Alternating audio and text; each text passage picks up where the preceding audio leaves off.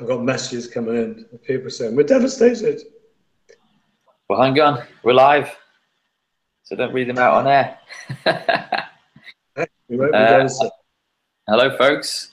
We're live again, coming at you in glorious Technicolor. This is episode 214 of the Self-Help Podcast with me, Ed Lamb, and my good pal, Sean Orford, who's overseas. You all right, Sean? I'm okay. The word live just appeared on the top of my screen. We are live, yeah. So no, don't say anything rude or don't give away any of our secrets, eh? Yeah. We're talking about smiling this week, aren't we? That's this week's episode. Why it's important to smile and how it's smart to get a bit more smiling and laughter in your life. Plenty of experience with that, haven't you, Sean? I spend my life smiling. My middle name is Sean Smiler Orford.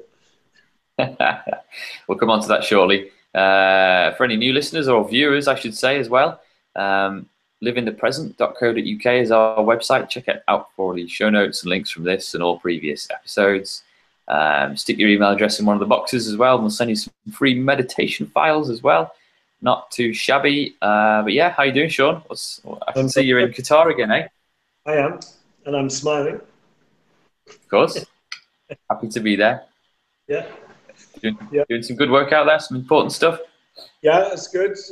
There's a hospital opening, and we've got lots of new staff coming on board, and my role in life is to get those guys happy as they come in and keep them smiling.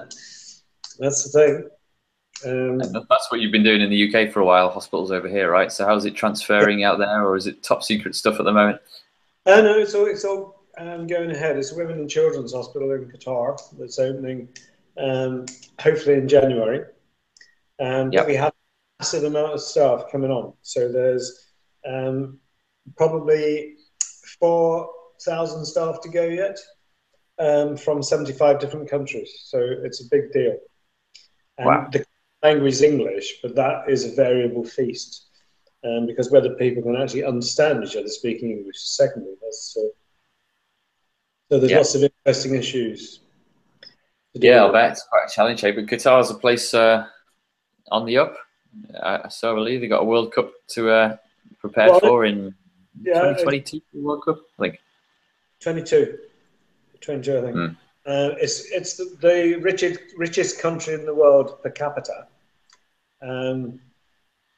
but is having quite a few political issues with its neighbours at the moment. So the borders are closed to Saudi Arabia and the United Arab Emirates, which means that all food and stuff is coming in through Iran at the moment. But things seem okay. They seem stable here.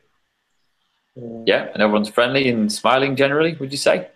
I was actually surprised. I went for a walk down to the Mall the other evening, and it is unbelievably hot here. I mean, it's late afternoon. It's 49 degrees at the moment. Very high humidity. So your glasses steam up when you walk along. But the amount of people who are friendly and saying, hello, hiya, good afternoon, it's good. Good. Good. But smiling. Yeah, that's the bit. Yeah. Let's do it, yeah, because it's been on my mind a bit lately because first of all, I've been reading the twits with my eldest, Roald Dahl's The Twits. It's got a quote which I'll read in a second, but also I was having a little bit of fun and games with him, with Will on the way to school last week, and we were trying to kind of have a little competition as to who could say hello to the most people on the way to school on our little half-mile jaunt. So I'll tell you the results in a sec, but I'll just tell you this quote first from the Twits.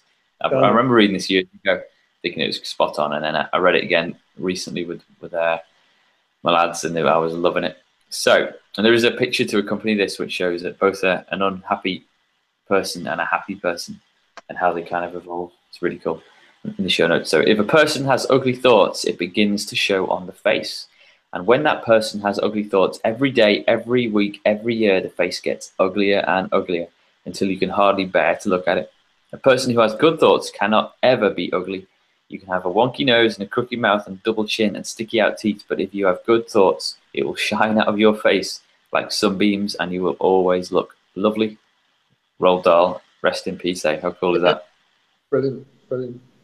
Yeah. For me, that's really real, isn't it?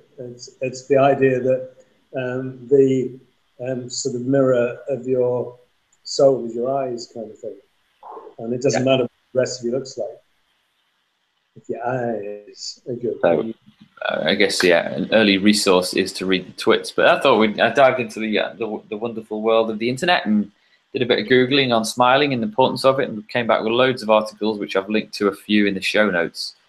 But yeah, do you want to talk around some of the science of smiling, Sean, and the whole chemical reaction, that kind of thing? The thing is that we see the brain as separate to the nervous system, but the nerve that's in your toe is actually a part of your brain. It's all connected together. So the nervous system. It's that that breaks it down to the central nervous system and the peripheral nerve, all that kind of stuff. We know that the way that our bodies work affects our brain. And we know that our brain affects the way our bodies work.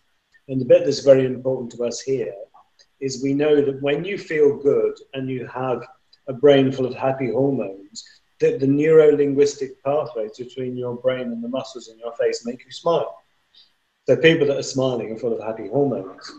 But we also know that even if you're feeling really down and depressed, if you smile, then it will affect your brain, because the brain thinks, oh, there's something good going on here because the muscles are smiling.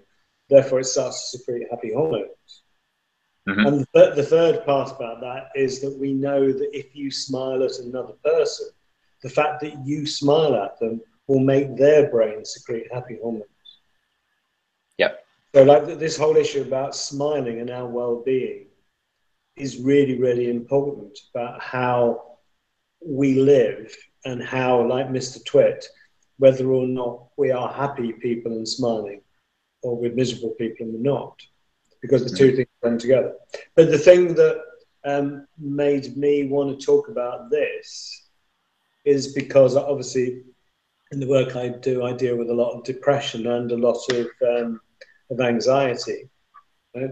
But there's a lovely TED talk, which I put a link in for, which explains this issue about how the mobility of the muscles in your face, and that includes your eyes and eyebrows and your forehead, but when you smile with your whole face. Yeah, yeah.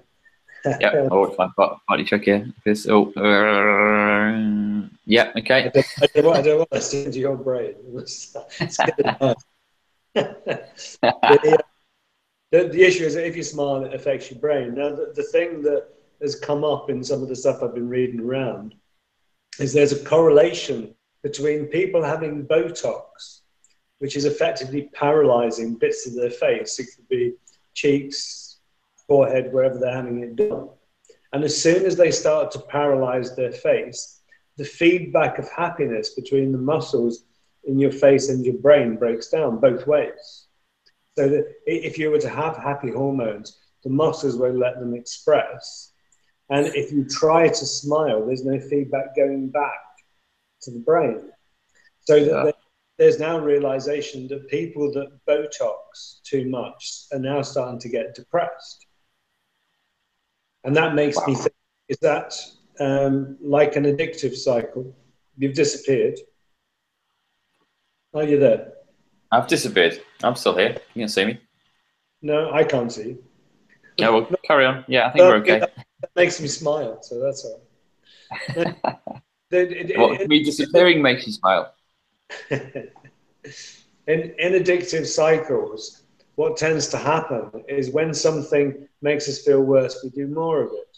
So say someone's feeling down about themselves and how they look. So they go and have Botox to make themselves feel better. And then something happens where they are not getting the feedback to the brain. Therefore, they start to feel even more depressed than they did in the beginning. And if their natural solution was to have Botox to make themselves feel better, they may indeed go and have some more Botox to try and reinforce feeling better. And all they're doing is spiraling down into worse states of depression, which is like a chemical depression, because there's no positive chemistry being constructed in the brain.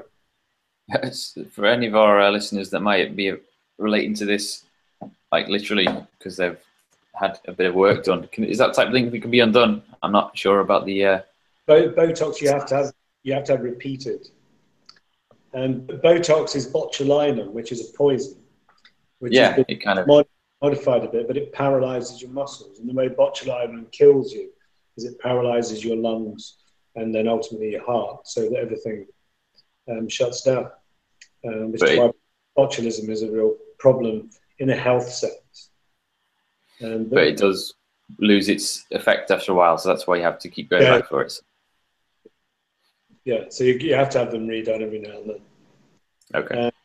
But it would be interesting to hear from anybody who listens to the show who's had Botox, and it would be interesting to hear what their emotional experience of having Botox has been. Oh yeah, fascinating that. I mean, yeah, maybe the opposite for them. I'm sure there are people. There must be happy people out there that have had Botox that are happy. They can't all be miserable. Yeah.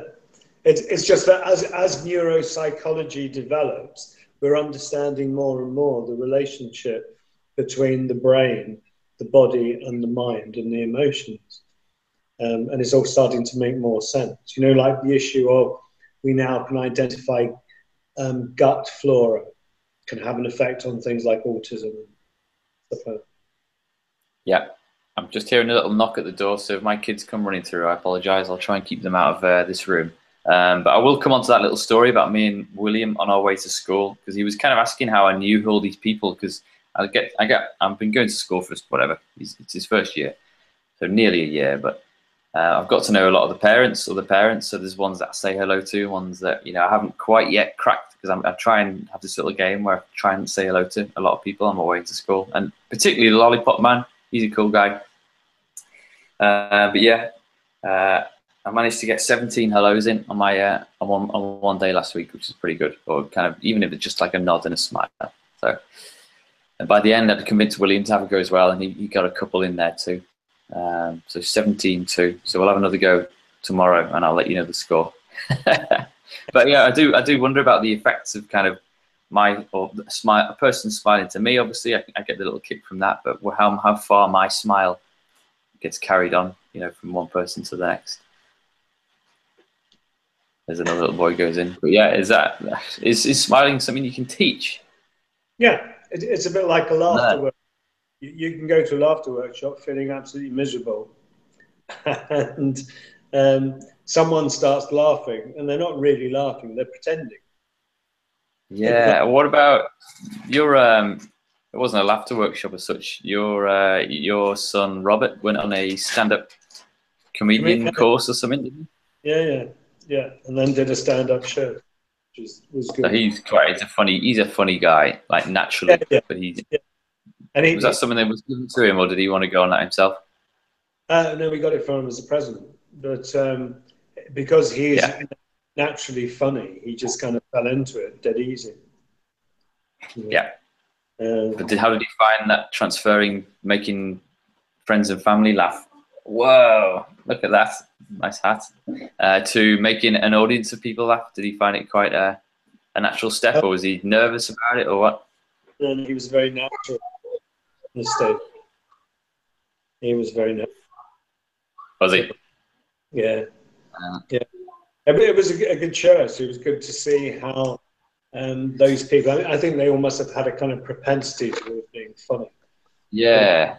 It's good to see how they loosened up and got up there. And one of the funniest people there was a lovely lady who was a Muslim lady, young woman, and she had the full scarf and stuff on. But she was just a very, very funny person. She was fabulous. It was good. Yeah, it's quite a kick. We'll go on to now to a few of the kind of benefits of smiling, which on my little rounds of the internet when I was looking for inspiration here, there was a Huffington Post article which kind of lists some reasons why you should smile more, many of which may be quite obvious, but I thought we would share them with our audience. Sound all right to you? Yeah. Makes me so interestingly, the first one, smiling makes you more approachable. Yeah, obviously. I found that I was doing a little talk at a school last week, a secondary school, like a careers advice slot that I was invited along to.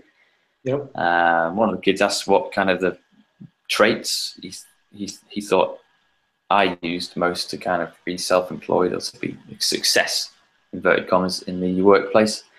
And a couple of things I mainly said were, one, that there's kind of a willingness to learn and learn new tricks all the time, especially in the line of work that I'm in. Is software, things get updated weekly, monthly. I need to be on the ball in that respect. That lifelong learning idea. And the second was kind of, an approachability, kind of a willingness to kind of want to help people and be approachable and just friendly, basically. It seems pretty obvious, but yeah. So the issue about smiling and smiling at other people and making them happy, a lot of it is about opening your eyes. When people smile, they open their eyes, and they tend to do the eyebrow things because they smile with their face, which is why the Botox doesn't work in the forehead. But if you look at cartoon characters, whether it's Bugs Bunny or Daffy Duck or whoever, they've all got big eyes. And the reason why they've got big eyes is because they become attractive and friendly to children, because there's a face. Quite. Yeah, it makes sense, really. Yeah, so approachability, it's a big deal, isn't it? And convincing people. I mean, like salespeople taught these tricks. Sometimes. I say tricks. Obviously, try to encourage people to do certain things. But they are both, aren't they? It's like if you unconsciously are a smiler, you're going to have an effect. Yeah. But if you consciously smile in certain situations, it may make you a very good comment because you start getting that positive effect. But it'll have an effect on you too. Yeah, but we've said it before that a good salesperson, the people that are being sold to, end up enjoying the process, don't they? And in an ideal world, it's win-win, isn't it? Yeah. Well, one of the good bits of evidence about smiling is that when you show pictures of a child and a mother, that little tiny baby, and the mother's going googly with the baby, it's the baby that initiates it. And 90% of the time, the baby that smiles first, and then the mother smiles in response. Right. And really, the baby is controlling the mother with the ability to smile. I see. I got you. Interesting. Couple more here. We've got smiling helps reduce stress. Is laughter and smiling something you kind of prescribe? Give clients a bit of paper saying, go watch this funny movie, or I don't know. Yeah, well, one of the things I very often ask people, either in groups or individually, is when did you last have fun? When did you do something that was fun, that made you laugh, made you happy, made you do something, like when you laugh, so your face hurts, or say your tummy, like when did you last do that kind of thing? And if you take people's bloods before they go into a comedy show, and then you take the bloods afterwards, you can see how the happy hormones have all spiked up. Yeah, so laughter in all senses is a very positive thing. Yeah, there's other ones on this list here about mood. One about a smile makes you seem more trustworthy. I guess there's an emphasis on the word "seem" there, but that's linked to the approachability, isn't it, as well? But it's the issue with the eyes. If you look at somebody who only smiles with their mouth and their eyes don't smile, you don't trust them. There's one of the common things, which takes me back to the Botox. If you're so heavily laden with Botox around your forehead and your eyes, you may not be able to smile with your eyes. Yeah. Which actually puts you at a huge disadvantage in terms of communication. Yeah, and there's a good one here about smiling being contagious, which, I suppose if you're ever in a built-up area and there's a town or a city and on your way in, you can see kind of certain people more willing to share a smile or a good morning with someone, and if someone does it to you, you pass it on this big chain, don't you, of this chain reaction. That's how it should be. A smile-a-thon. Yeah, London gets a bit of a bad rap. I was in London a few months ago. We were just on a little family jaunt, having a look round, and we didn't go on the tube just because I didn't fancy taking a pram down there and fighting my way through. But generally, I thought people were super friendly all around, all over the place. So I think it's a bit of a myth about London being a miserable or a bit of a bit too busy to smile place. I think that in general, people are. If you're a happy kind of person, people respond. When I walk around here, the amount of local Qataris who will say hello in one form or another, smile, you know, and it is a very friendly kind of place. But maybe you have to be friendly to get the friendly. If you're Yeah. walking the road thinking, "Oh my God, what's going on here?" You know, then you might not get the same response from people. Yeah, and because I've always been a smiler, and smiling at people to me is a good thing. But very often I'm smiling because I'm having a good time. I smile when I'm on my own. You know. Yeah. Catch myself in the mirror again. Oh, yeah. Yeah, it helps, doesn't it? It helps.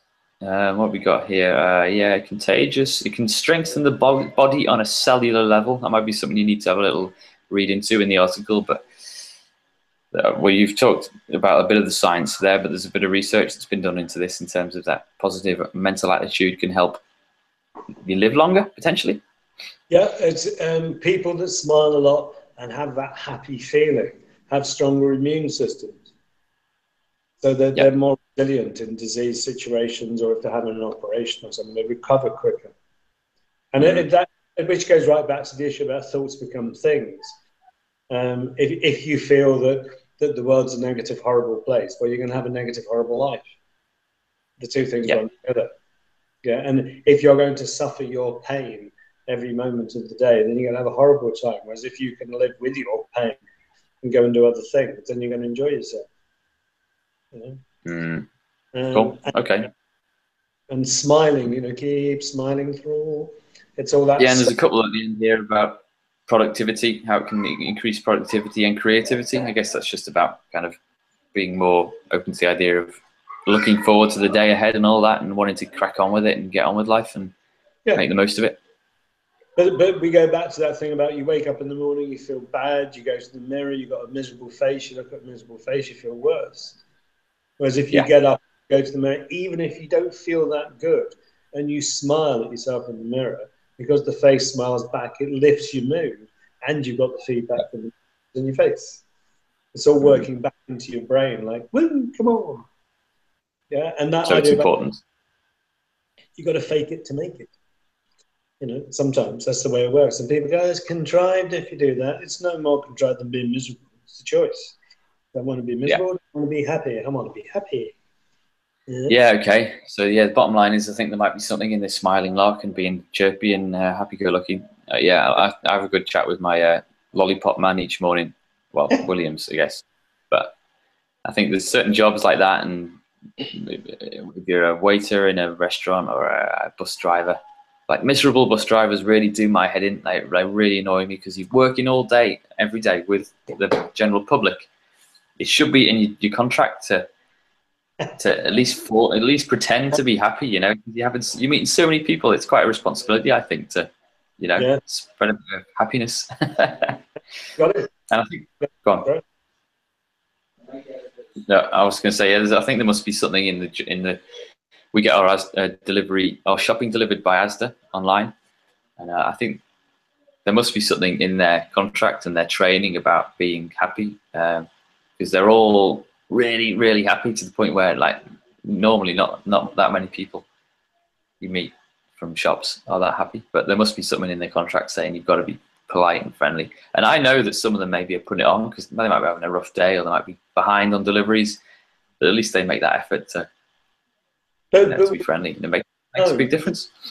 But we know that effort will make a big difference to them. Right. Yeah. It works both ways, doesn't it? If I make the effort to be smiley with you, it's going to affect my own brain. It's going to make me feel better.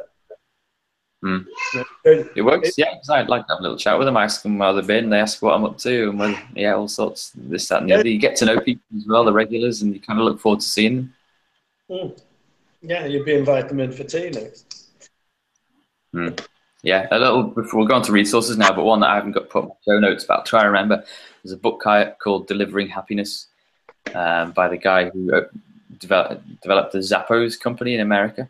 I think it's like they deliver shoes and stuff, but really good textbook on customer service.